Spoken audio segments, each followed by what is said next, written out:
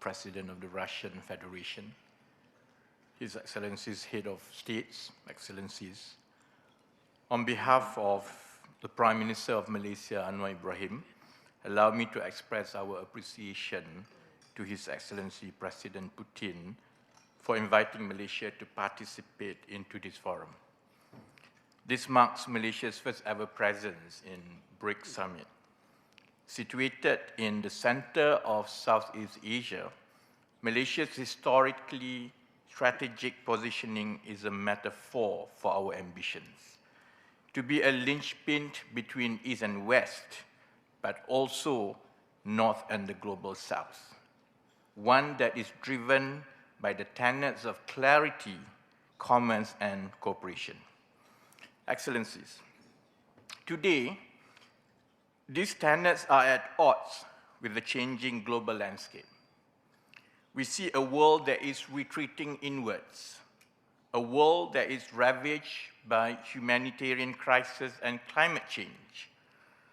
Instability has undermined global supply chains and trade, but it has also undermined the moral positions we advocate for.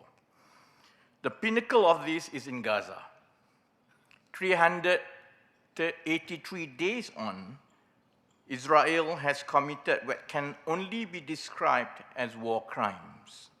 Crimes against humanity and a genocide of the Gazan people. Over 40,000 Palestinians have been killed, infrastructure decimated, and the remaining few are left in starvation. The vast atrocities committed are a moral imperative for an equally firm response.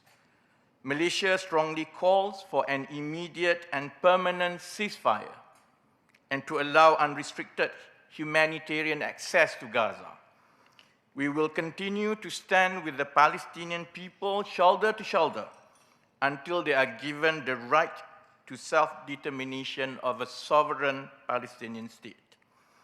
Yet, Israel is not slowing down. They have now set their sights on Lebanon, instigating an ongoing military conflict that disregards any form of international law. This negligence risks destabilizing the entire region into a wider conflict. We strongly condemned their attack on the United Nations Interim Force in Lebanon headquarters, which injured several peacekeepers. Currently, Malaysia has our own detachment of peacekeepers in Lebanon, consisting of 883 personnel who are stationed in Tibnin and Maracah.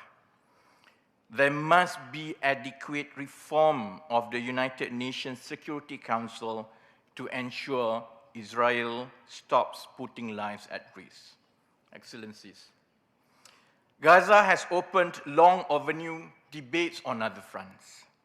The countries of the Global South have continued to be marginalized and remain underrepresented. The rise of protectionism cripples smaller countries from getting ahead. Barriers to development finance impede the building of vital infrastructure, and the growing global debt has become a chokehold to growth. For Malaysia, BRICS is not just a rejection of these constraints, but it is also the solution. As the world becomes multipolar, BRICS has become a critical counterbalance. If member countries can embrace seamless economic linkages, the potential is exponential. Strategically, the push for multilateralism will create more robust value chains, shielding each of us from external shocks. By promoting greater economic integration, developing countries will have more opportunities in infrastructure investment, technology transfer, and capacity building. These are the same principles of inclusivity and sustainability that Malaysia will promote.